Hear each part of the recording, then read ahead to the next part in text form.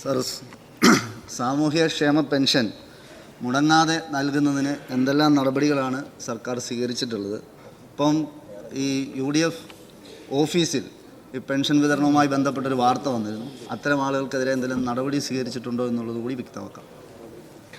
സ്വീകരിച്ചിട്ടുള്ള കാര്യം ബഹുമാനപ്പെട്ട മന്ത്രി തന്നെ ഇവിടെ നിയമസഭയിൽ പറയുകയുണ്ടായിരുന്നു. ബന്ധപ്പെട്ട മന്ത്രി തന്നെ നടപടി സ്വീകരിച്ച കാര്യം ഇവിടെ അറിയിക്കുകയുണ്ടായി. അതൊരു തെറ്റായ നടപടി, അതൊന്നും പ്രോത്സാഹിപ്പിക്കില്ല. മുടങ്ങാതെ പെൻഷൻ കൊടുക്കുന്നതിനുള്ള നടപടികളാണ് ഗവൺമെൻറ് സ്വീകരിച്ചു വരുന്നത്. ഇപ്പോൾ തന്നെയുള്ള പെൻഷൻ്റെ ഉത്തരവ് നാളെ ഇറങ്ങും. ഈ മാസത്തെ ക്ഷേമ പെൻഷൻ 24-ാം തീയതി മുതൽ വിതരണം ചെയ്യുകയും ചെയ്യും. ഇനി മുതൽ മുടങ്ങാതെ പെൻഷൻ കൊടുക്കുന്നതിന് വേണ്ടിയിട്ടുള്ള എല്ലാ നടപടികളും സർക്കാർ സ്വീകരിക്കും. പ്രതിപക്ഷ നേതാവ് സർ, ബഹുമാനപ്പെട്ട മുഖ്യമന്ത്രി ഉദാഹരണം പറഞ്ഞതുകൊണ്ടാണ് ഞാൻ ഇടപെടാൻ നോക്കിയത്. ഈ ലോസ് ആഞ്ചലസിൽ പോയയാൾ ഒരു പെൻഷൻ വാങ്ങുന്ന അമ്മയുടെ മകൻ, അവരെ ആ മകൻ്റെ സംരക്ഷണത്തിലായിരിക്കില്ല, ഇവിടെ തന്നെ കഴിയുന്നതായിരിക്കും. പക്ഷേ മകൻ അവിടെ കഴിയുന്നു, അതിൻ്റെ ഭാഗമായിട്ട് അവിടെ പോകുന്നു. അതൊരു അയോഗ്യതയായിട്ട് കണക്കാക്കുന്നത് ശരിയാവുമോ എന്നൊരു സംശയം.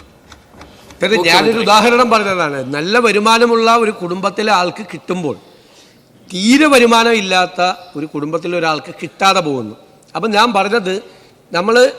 പറഞ്ഞല്ലോ, നിശ്ചയിച്ച സമയത്ത്, സർക്കാർ നിശ്ചയിച്ച സമയത്ത് ആയിരിക്കും.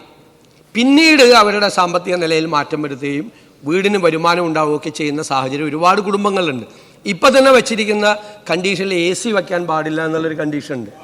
വ്യാപകമായ പരാതിയുണ്ട് അതിനെ സംബന്ധിച്ച്. കാരണം ഇപ്പോൾ രോഗിയായ ഒരാൾ, പ്രായമുള്ള ഒരാൾ ആ വീട്ടിൽ താമസിക്കുകയാണെങ്കിൽ ഈ കടുത്ത ചൂടിനെ അവഗണിക്കാൻ വേണ്ടി ചിലപ്പോൾ മക്കളോ ആരെങ്കിലും ഒരു AC വെച്ച് കൊടുത്തതാണ്. പരാതിയുണ്ട്, നമ്മൾ പരിശോധിക്കാം. അപ്പോൾ ആ AC ഉള്ളത് കൊണ്ട് മാത്രം പെൻഷൻ കൊടുക്കുന്നില്ല എന്നുള്ള പരാതിയുണ്ട്. അപ്പോൾ മക്കൾ വിദേശത്ത് വലിയ വരുമാനം ഉണ്ടാകുന്ന ജോലി ചെയ്യുന്നു, വരുമാനം അവർക്ക് അയച്ചു കൊടുക്കുന്നു. ആ വരുമാനത്തിൻ്റെ ഒരു ഭാഗം ഇവർക്കുള്ള ചെലവിന് വേണ്ടി അയച്ചു കൊടുക്കുന്നു. അപ്പോൾ അവരുടെ വരുമാനത്തിൽ വ്യത്യാസം ഉണ്ടായി. ഞാൻ പറഞ്ഞത് ആരെയും ഇതിൻ്റെ അതൊന്നും ഒഴിവാക്കാനല്ല. നമുക്ക് അർഹരായ ആളുകൾ വരുമ്പോൾ ഇതിൻ്റെ നമ്പർ കൂടുകയും അർഹരായ ആളുകൾക്ക് അതിൻ്റെ അകത്ത് എൻട്രി കിട്ടാതിരിക്കുകയും ചെയ്യും. അതുകൊണ്ട് നമുക്ക് സമയാസമയങ്ങളിൽ ഇതൊരു പരിശോധന നടത്തി പുറത്ത് നിൽക്കുന്ന അർഹരായ ആളുകളെ അകത്ത് കയറ്റാനും അനർഹരായ ആളുകളെ പുറത്ത് കളയാനും വേണ്ടിയിട്ടുള്ള ഒരു സംവിധാനം വേണം.